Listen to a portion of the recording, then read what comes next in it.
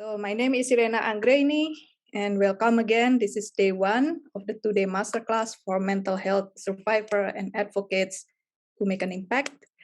And the theme of today is really about moving beyond survival mode. And I recommend if you want to take notes, you're most welcome. Get a pen and paper ready.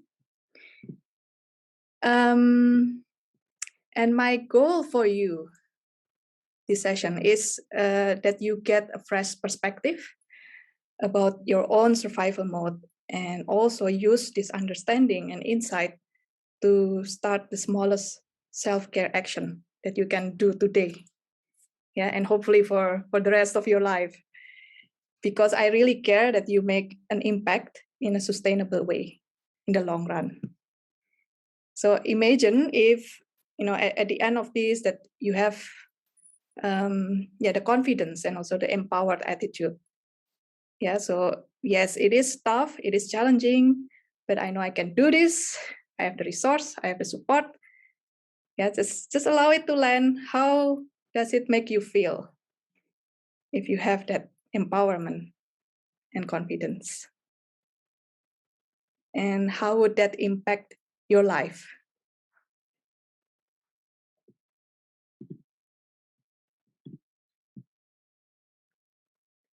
So we are going to cover this ground, on this day 1. So it's about survival mode. What is it? What does it look like in your life? How does it affect you? And also some foundational practices that you can already start today to shift into non-survival.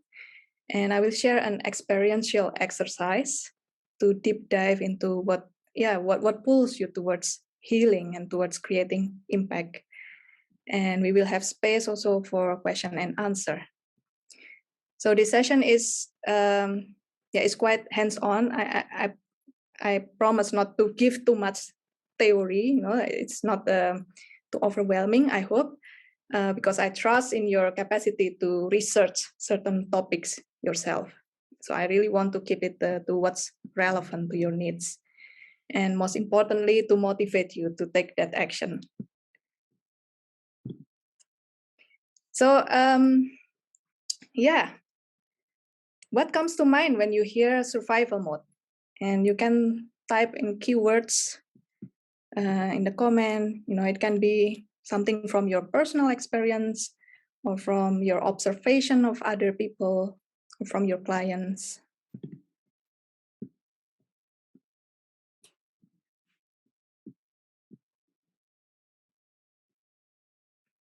Stress, yes.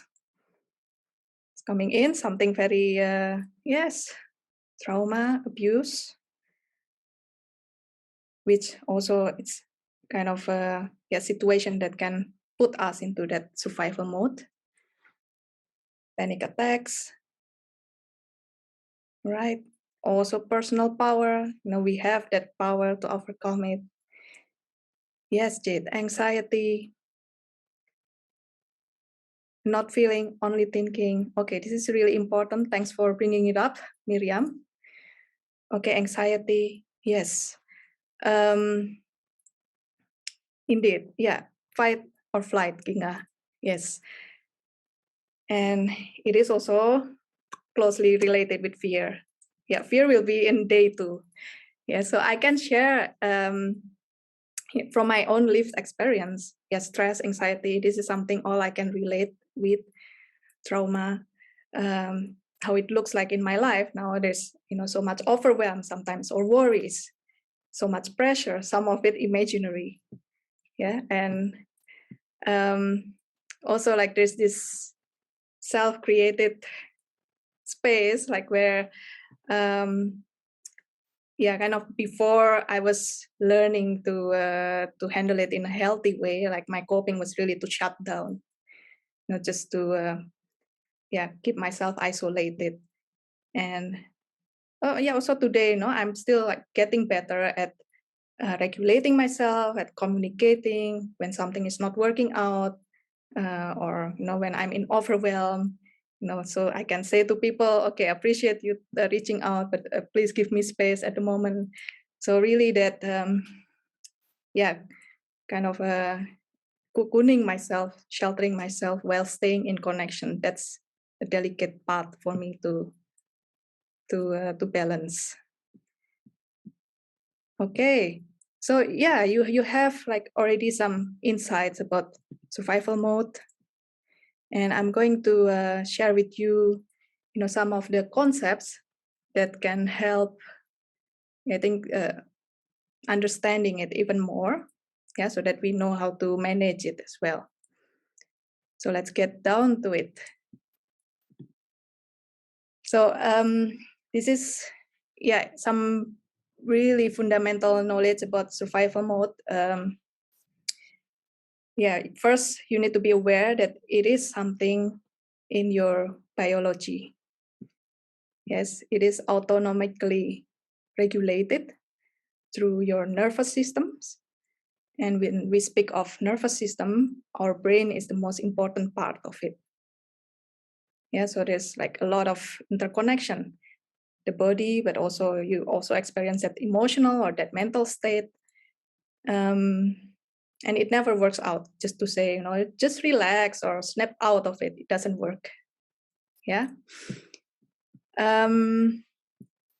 It is also very connected with the fight, flight, or freeze response. This is triggered when we experience threats, and there's like fear for our survival, which is actually, it's an important and healthy response to keep us alive and safe. But it can get too overwhelming, like if it's if we are in that constant state of fight, flight, or freeze. So basically what's happened in this fight, flight, or freeze, there are biochemical processes in our body to prepare us for this explosive action. So if you look into your situation right now, one is likely predominant. Perhaps you can have a sense of it in a specific situation or in the big strokes of your life.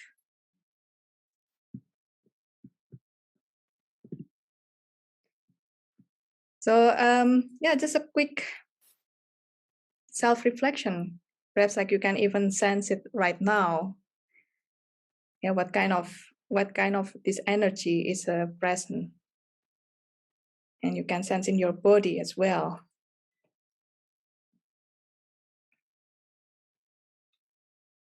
So I want to share, from my story. I've I grew up in a kind of emotionally chaotic family. So I've learned early on that the fight or flight was not successful, that I became familiar with freeze. So freeze is also a bit of that shutdown mode. And how it looks like, it's also a bit of that learned hopelessness. And in the long run, I was feeling quite stuck. So it is something that I'm aware of, but also the way to overcome it, it is kind of a lifelong process. And still today, my tendency also is to overthink, or to analyze things so much that I get in analysis paralysis. So that's kind of how I operate sometimes. But also there's, like if you're familiar with the fight energy, then you can probably see like this lot of anger or conflicts, but also like this give it all or nothing kind of burst. If there's like more of that flight energy, this can show in our daily life, like as avoidance behavior or distracting behavior. But it could also be like, that the person is never feeling settled in one place.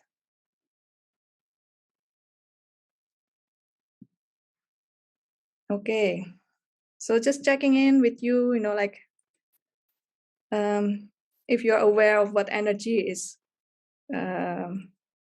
present in your life. You can share in the comment, or you can also take in your own notes. And this is an important knowledge as well, that we all, you have the capacity to self-regulate, to recover from the fight, flight, or freeze, and to come back to the balance when you sense safety. Yes, and it's not the intellectual understanding of safety, but it's really the felt sense of safety. And it's experienced also in the body and in our nervous system level. So I have a very simple exercise. Clasp your hand. And just notice which thumb is on top. Yeah. And then you can clasp again with the other thumb. Yes.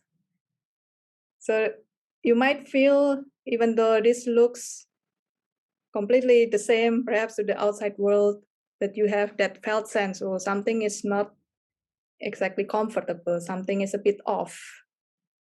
Yeah, so this is what I mean with that is felt sense in the nervous system level.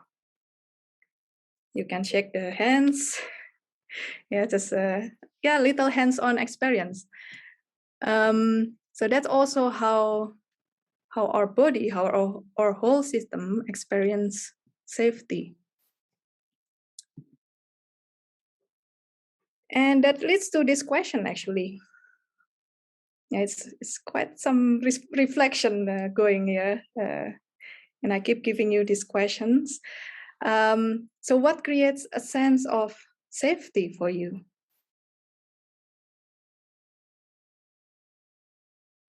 And you can really trust your feeling, because it is actually, comes down to it, your felt sense, your feeling.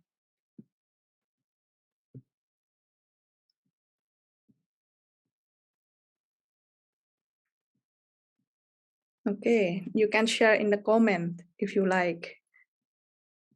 Yeah, so I see, like, right, there's some freeze response. It seems like a common reaction. Yeah, sometimes that kind of calm environment, quiet surrounding, so that we are not what is it, over prickled. We are not kind of stimulated, overstimulated. Yes, nature and the right kind of people.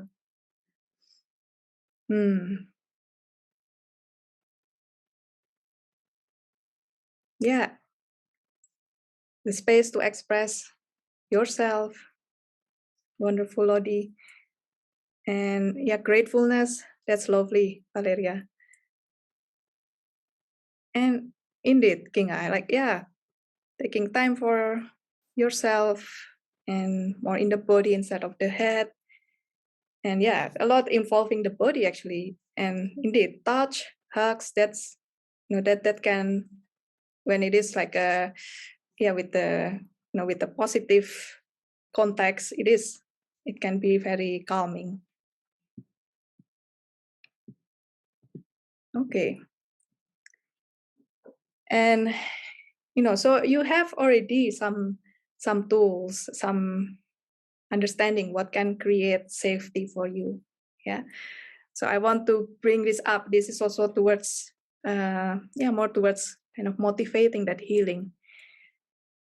You have innate resilience in your, in your being, in your biology, in your neuroplasticity. Yeah. So neuroplasticity is our capacity to adapt, to change, to learn, to heal, also in the brain and the nervous system level. And definitely not broken. Yeah, no one here is broken, okay? So even if someone might feel that way, like I did years ago, like I felt like I was broken for good. But that was before I knew about all this thing about neuroplasticity, that we actually at any age, we have that capacity, so we can change, we can heal.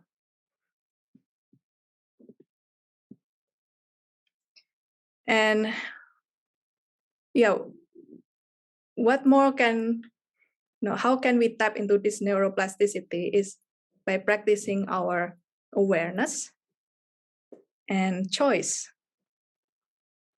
Yeah, and the more we practice this, the more options we have to navigate life, the more resources, the more skills we develop to address our challenge. And that's also reflected in our brain neural pathways. Yeah, could you guess what is the opposite of awareness and choice?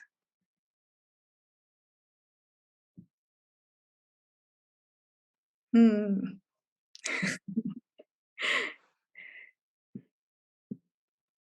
So ignorance and resistance. Yeah, yeah, yes. Okay, repetition. Yeah, okay. So it is. Yeah, it is all that. Yeah, denial. Yeah. Um, Also in my lived experience, there's a lot of numbing sometimes. Yeah, kind of just like full distraction, binge watching Netflix or something like that. Yeah, kind of to numb, because I don't want to feel, I don't want to be aware of all the things inside, and I go on autopilot, just yeah, going through the motion.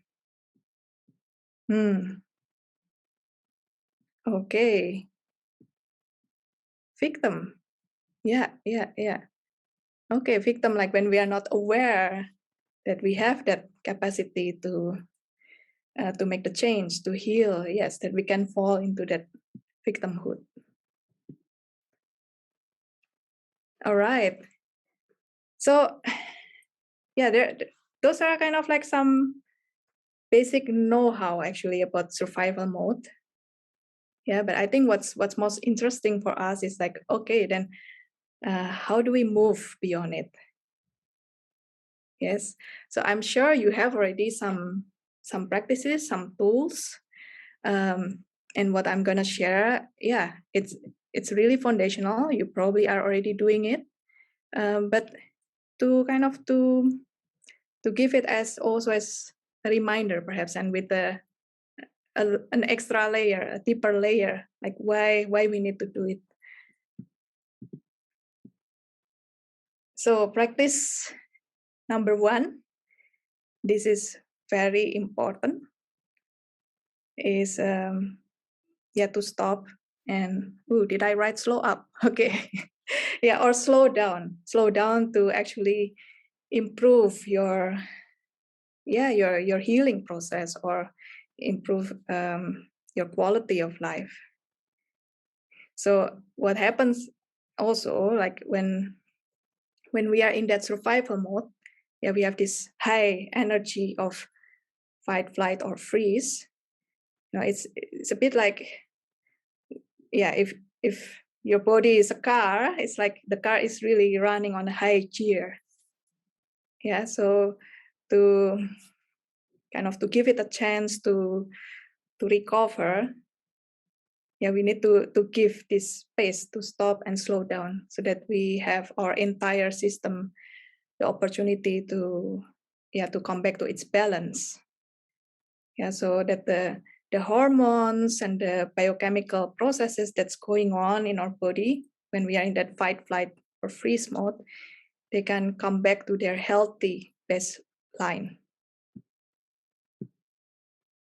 And this impacts also the head space and also the emotional space as well. It's very much interconnected.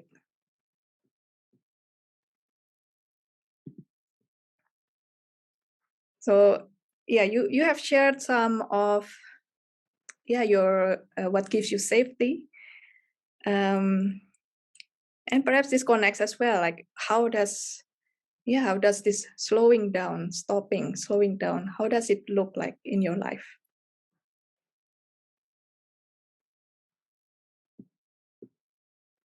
And what actions are you willing to create to practice it? Also in the moment to moment. So I can give some examples from my own story, but also from the clients I've worked with. I work a lot with people who have this high achieving mindset. And there's perhaps like first example I can mention is that there's sometimes this really big drive, like what's next? Okay, I finished this project, what's next? I wrote the book, what's next? And this kind of, it's never ending. And instead of that, always asking what's next, how about standing still and appreciating as well the meaningful moments? It could be a moment of celebration or just a moment of gratitude when you are present with your loved one. And also multitasking is a big kind of our big common enemy, because we are all so busy these days. But there are a lot of studies actually that multitasking is not only decreasing your efficiency and performance, but it's also in the long run it can damage our brain, because like we are operating like in a bit of like unhealthy patterns.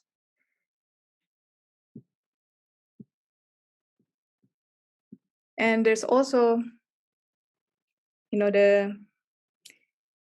sometimes like this feeling of always pushing the boundaries, pushing to the limit. And how about giving yourself also a guilt-free break, or practicing boundaries by saying no, perhaps, or practically blocking me space in your agenda.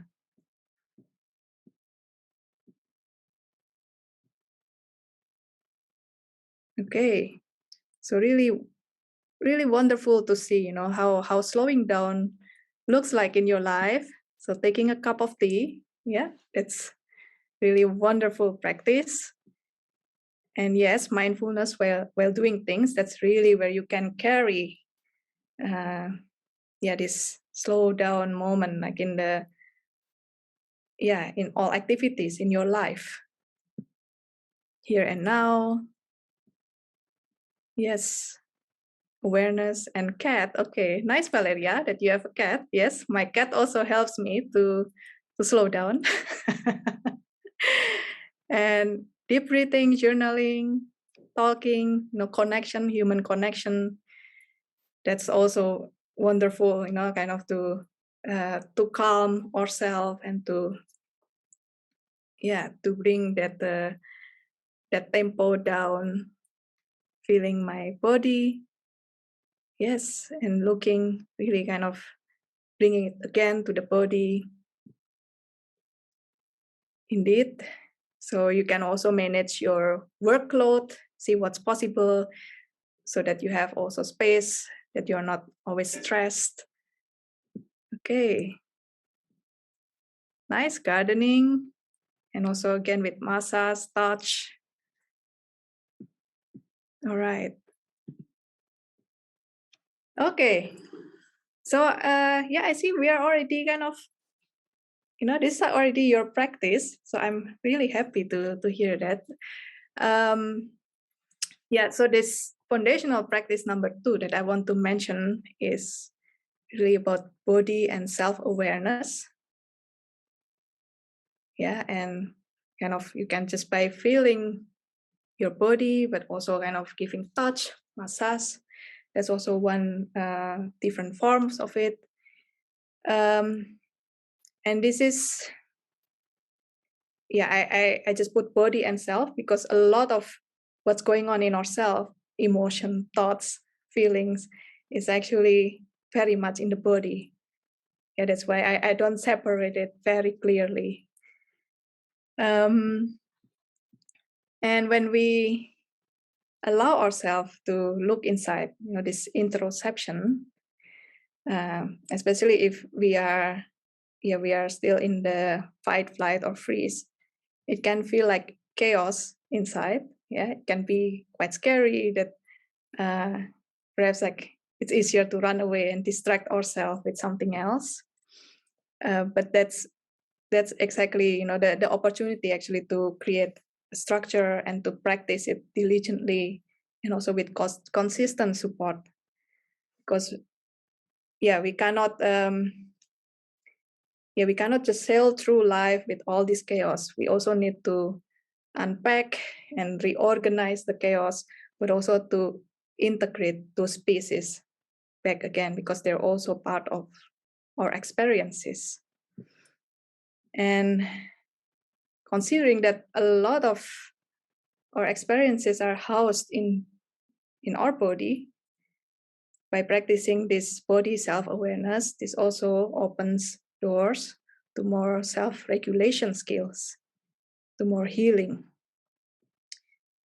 So cultivating this practice can be through many various forms. I think the most fundamental, it's also about creating that breathing awareness, which we will experience later in this session, and also with mindfulness practice, for instance, or meditation. If there's already some space to have like that focused meditation, but also in our daily movement. And the key is to create something that's enjoyable for you, something that's fun. So if you already do yoga or tai chi or dance improvisation, martial arts, sports, that can also be your practice. And this interoception, that increase your awareness and choice, that also exercises your neuroplasticity. Because our brain is really an efficient organ. If we don't use a certain pathways, then it just doesn't maintain it anymore. So it's use it or lose it. And one very practical thing is to check in with yourself. To really lean in and practice being with what's inside. Some questions can be, okay, how am I feeling right now? Or, when you have like already in a stop or slowing down from an activity, and you can check in, is this good for me at this moment?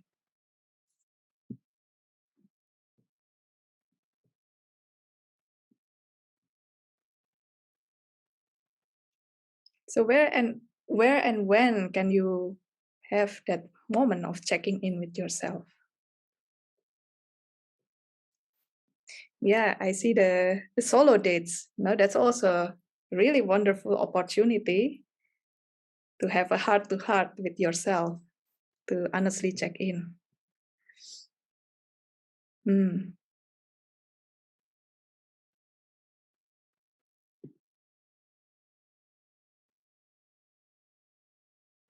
Okay, journaling. Yes. So going through what's what is it today? What's the landmark of the day? Also, any time of the day.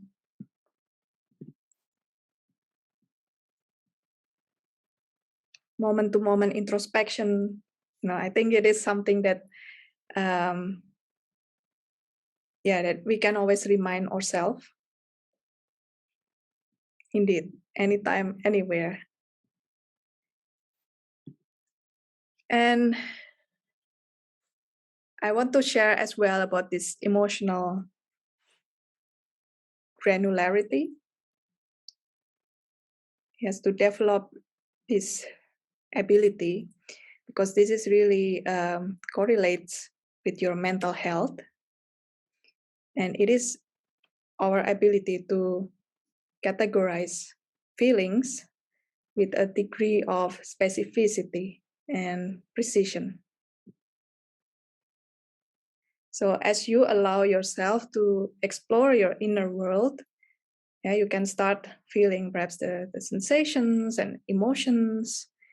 And yeah, in the case like when you have some old emotions, it is also, this is an important practice so that you can untangle these emotions to allow them to be processed safely and to allow them to flow and be released.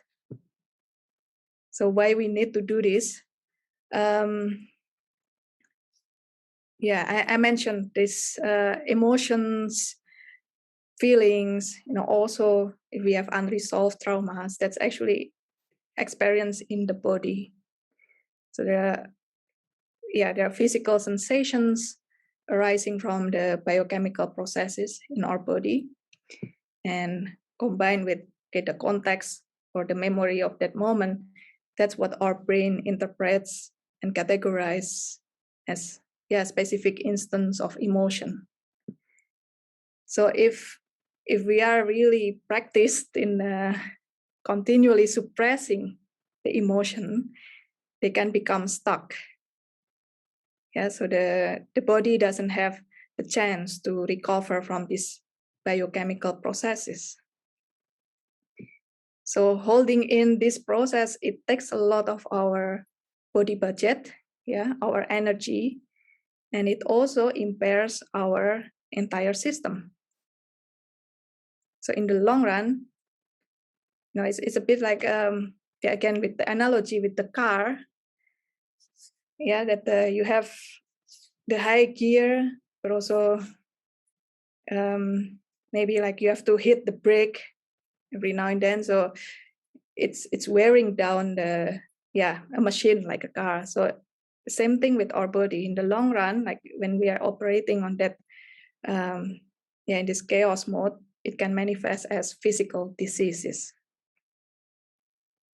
So one way of preventing that is really by processing our emotions. And to be able to process that, we need the ability to discern emotions. So what are you feeling right now? It's also one check-in question with yourself. Do you feel good or do you feel not so good? Is it pleasant or unpleasant? And how more specific can you describe it? Just for yourself. Nice, determined, calm. We got some reports. Right. And also, where do you feel it in your body? If you feel okay, calm, connected, like where do you feel that?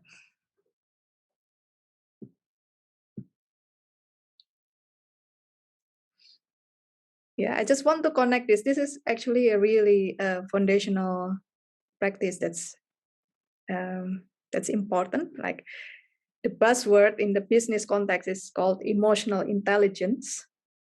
And it's really a top skill in demand.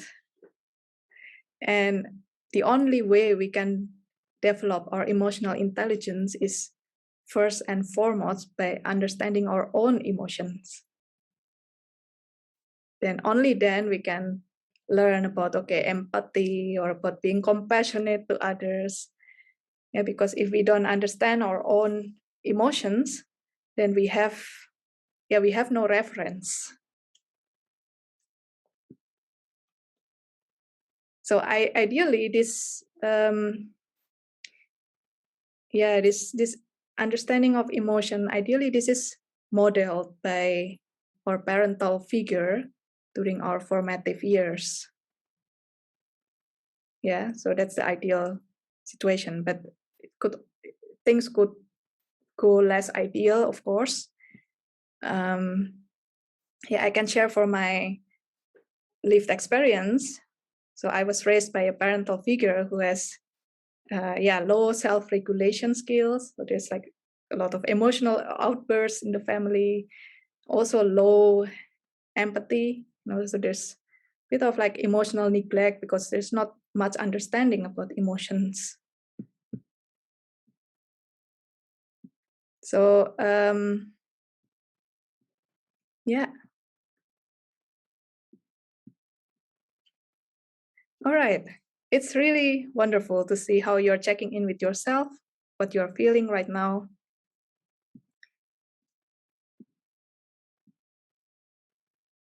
Okay. So the wonderful thing is also, like this kind of, to really understand our own emotions, we could also do that with the support of other safe, trusted people in our life, through their mirroring, through their, through their examples, how they unravel their own emotions. And also combine that with also your neuroplasticity. And, it can really become, a healing experience. Okay. I'm reading some of your comments, what you are feeling right now. Okay, there's feeling of stress in the chest, the sternum. So this is a good moment to actually really, be aware what you're feeling, and also see what you might need to kind of, if you experience any tension or stress, okay, what you might need to release it a bit.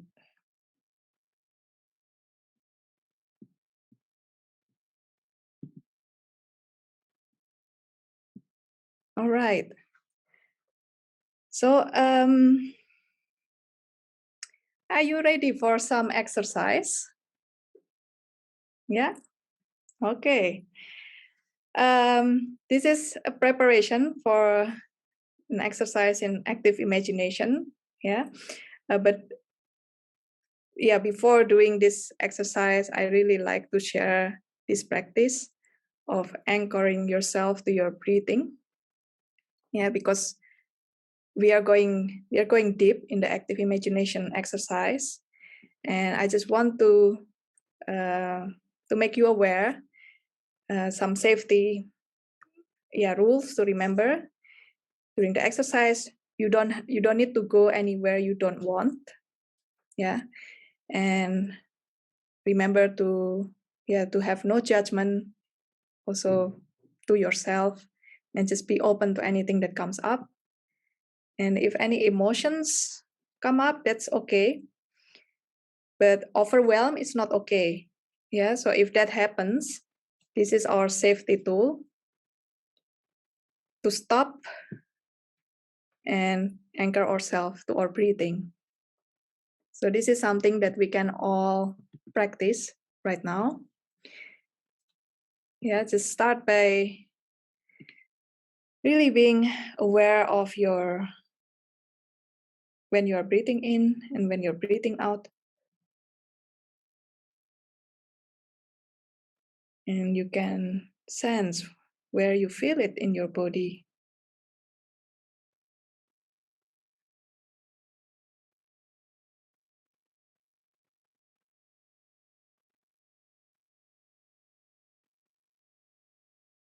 And you can elongate your exhale. Be with your out breath.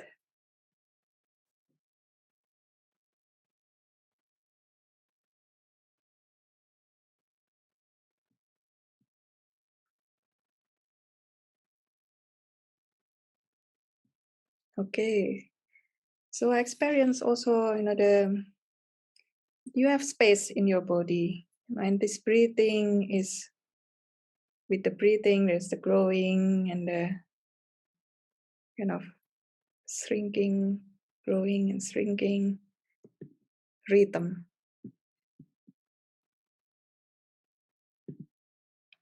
Yeah, so it's wonderful to do this. Like each time you remember, okay, like there's so much going on. I need to stop and slow down and just take a couple of these breathing awareness.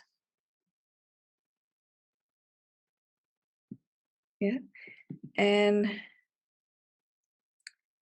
then as you are in this space, feeling that spaciousness, we are going to start with the active imagination exercise. Yeah, so see how you can prepare yourself to be in a restful but also awake to the present moment. So you've got a ticket on a magic train. So like before preparing for the journey, you want to prepare yourself. So just take a couple of breathing, see what you need at the moment.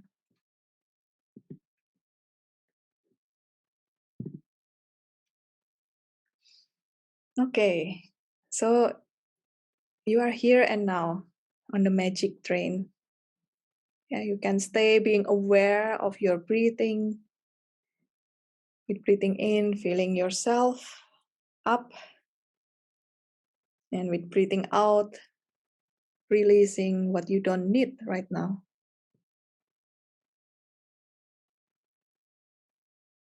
And get settled in your body. Be aware of your feet. If they are touching the floor, feel the floor beneath them. And also make yourself comfortable. Feel where you can lean back. And if that's helpful, you can close your eyes.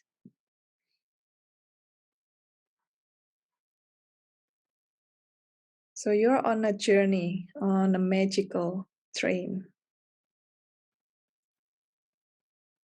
Imagine the comfiest train you've been on, with big windows that you can look outside.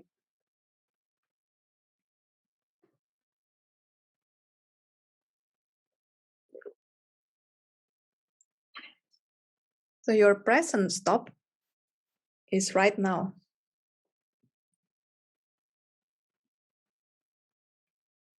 And you can register what's in your surrounding.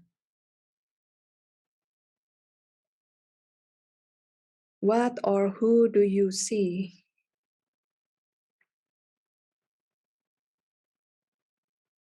What do you feel in your body?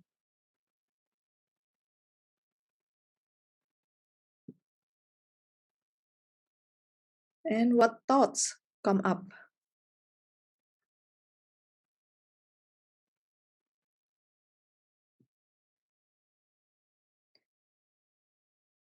What are your dreams from this point in time?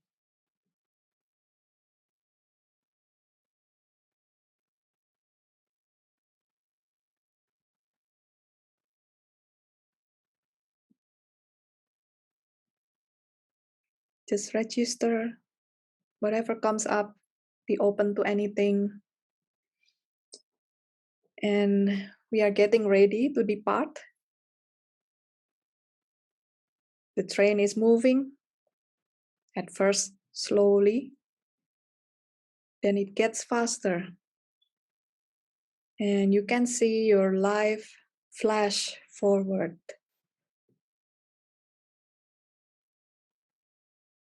Thankfully, you have your powerful breath to slow down and stop the train. And so it stops. You have arrived 10 years from now. You have achieved some of your dreams. You are still excited about the other ones. What makes you really happy, though, is that you are impacting people's lives. Simply by being you. Simply by being you. Perhaps with more life experience, perhaps 10 times more courageous.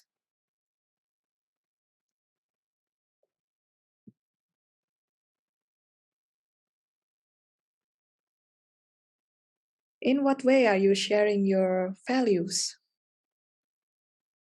with others?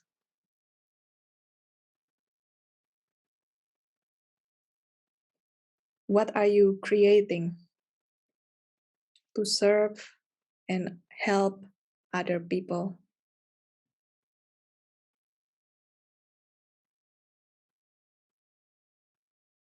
How are you feeling about it?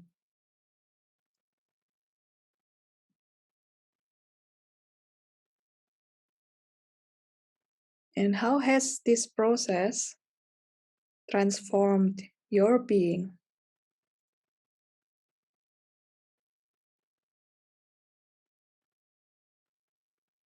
How has it created a shift in yourself?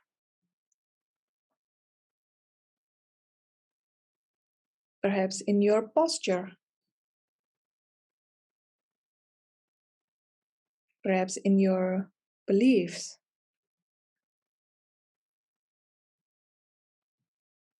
perhaps in your lifestyle.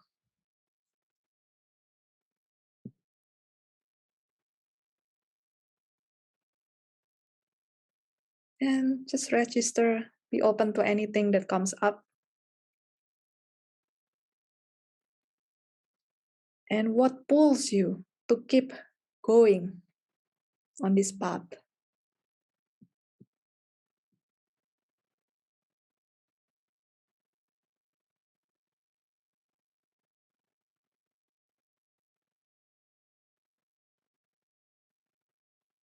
So we are getting ready again to continue. The train will depart soon. And it takes you forward.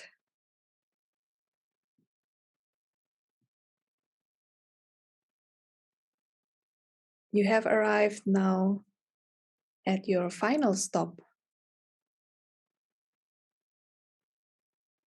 After so many breathtaking journeys, so many meaningful moments in your life,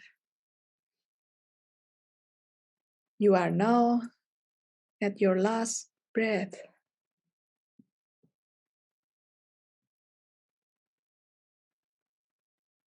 You feel fulfilled. It's been a life well lived. You are surrounded by your loved ones. And you look back at your whole journey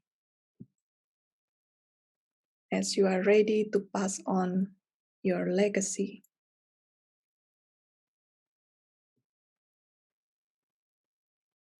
What is it, the impact that you leave behind?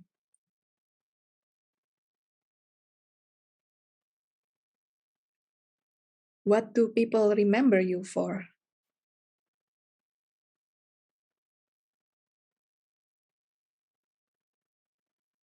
How does it make you feel? And where do you feel it in your body?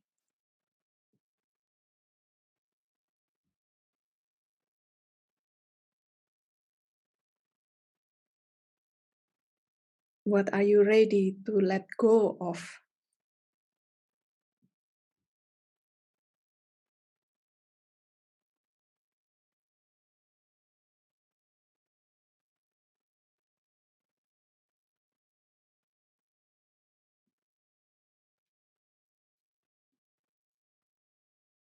And being aware of your breathing,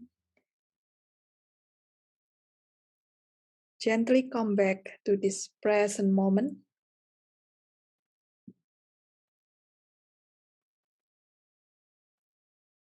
And be aware of your self space. You can mark it or explore it with your body. And register what do you want to take into your self space from this experience. So what do you want to take into your self space?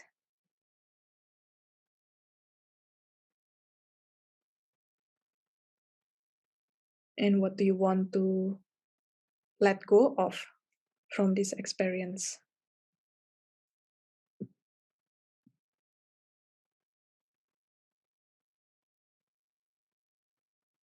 So just honor whatever is coming up. You can take a moment to write things down or to stretch your body.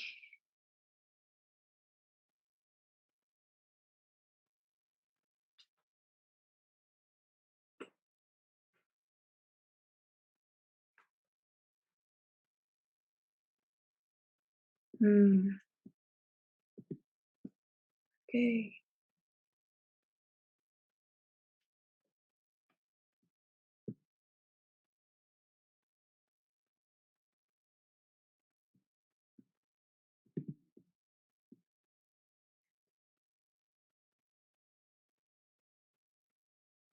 So give yourself, perhaps a minute to process this experience.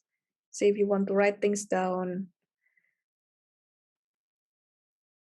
or you want to check your body, kind of to be really here. And when we are ready, then we can have some sharing and question and answer.